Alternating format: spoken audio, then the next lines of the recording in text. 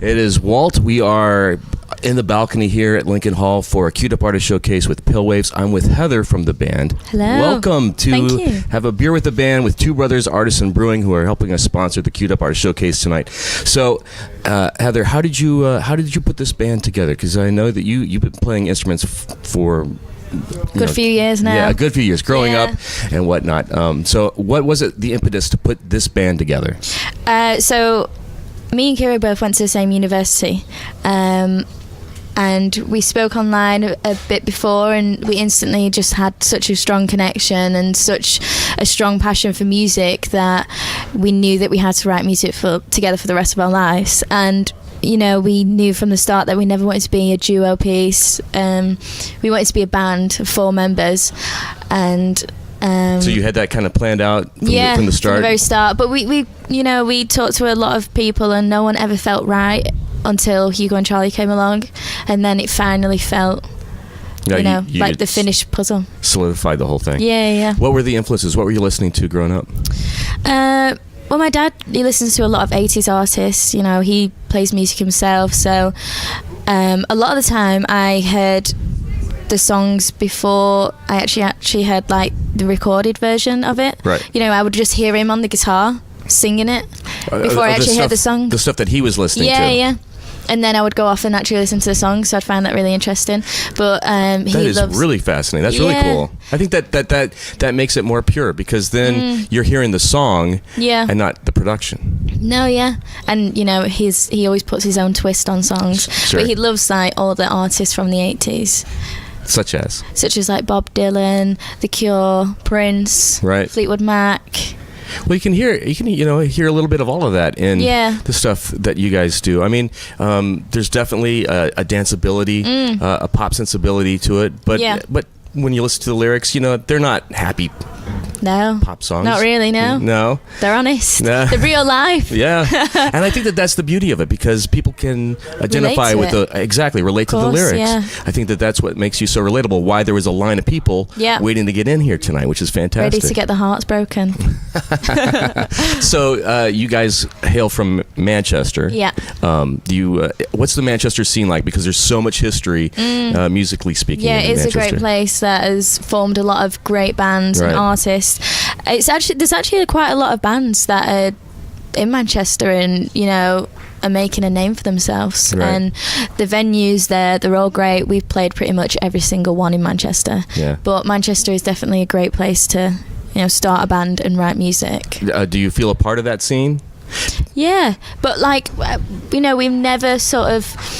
we never really pride on ourselves on being from somewhere like dramatically. We just we love Manchester, but we're a band from Manchester. Right. I think that's why I asked, because Chicago has its scene, and I was in a band that came out of Chicago, but we were never really embraced by Chicago. So we just kind of did our own thing, and we had our success, but it was not because of the scene. No, I don't think so. Yeah. But we have a really strong Manchester is probably always our favourite show alongside of London when we do the UK. Yeah, you are also signed to Dirty Hit in the UK, which has built an incredible roster, which kind of has its own little clique going fan base, on. Yeah, exactly. With the 1975, obviously Wolf Alice, and I'm really loving the Japanese house. Yeah, is that all Jamie who built all that? Yeah, it is. Yeah, the wise man himself. Well, he's got a great ear, especially to pick you guys up. How did you get hooked up with the 1975? Through Jamie. Really? Yeah, Jamie played Matty and George, Television Romance, and There's Honey, and they instantly wanted to help produce it, and then we became friends, and then we went on tour with them. I know you went on tour with them here in the States, which had to be mind-blowing. How different was it playing shows here in the States compared to what you had been doing in the UK? Well, at this point we'd only just released There's a Honey, so we didn't have a lot of content out there at all. We didn't have a massive fan base, so we were playing really small shows with very few people, and then we dived into I think it was a 7,000 capacity venue with them on the first day. Right. So hello. yeah, we're here, we're doing this. So as you can imagine, it was pretty pretty terrifying, but one of the best experiences, you know, we could have ever asked for as a band. I mean, you've already played Madison Square Garden, so where do you go from here?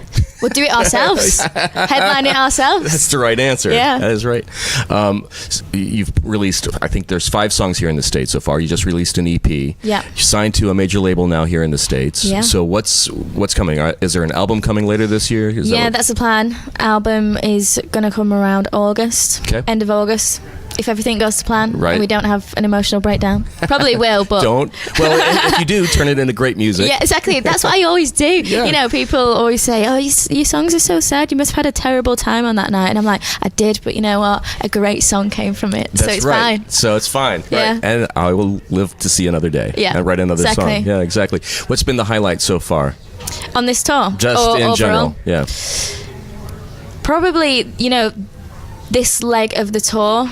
and selling out shows, like our UK shows were all sold out, every single one of them. That's got to be a great and feeling. we went to some random places, so it's, you know, the highlight is that tour and sort of seeing so many people come out to listen to just your band. Right. You know, it's pretty mind-blowing that you write music in your bedroom and then people come out and travel to I mean, not only sing your lyrics, which is very, very incredible, but you have a fashion aesthetic. Yes. And your fans are following. I saw them outside. Yeah. Is that pretty weird when you look out into the audience you're looking at a mirror, kind of? Sometimes, genuinely, I am on the internet and I think, oh my God, I didn't take that selfie. When did I do that? Was I drunk? And it's not me. It's just, you know, it's other girls. But like sometimes I am like, is that me? Right. That's awesome. It's pretty incredible. Well, it's all in tribute to you. They obviously they've obviously got great fashion taste. That's right. That's right. So you're coming back for Lollapalooza. We're excited about that. So good to have you here in this country now, and much success to you, Heather. Thanks for spending some time hanging with us. Thank you for having me. It's wALT backstage in the balcony of Lincoln Hall before Pale Waves for a Queued Up Artist Showcase. Thanks to Two Brothers Artisan Brewing.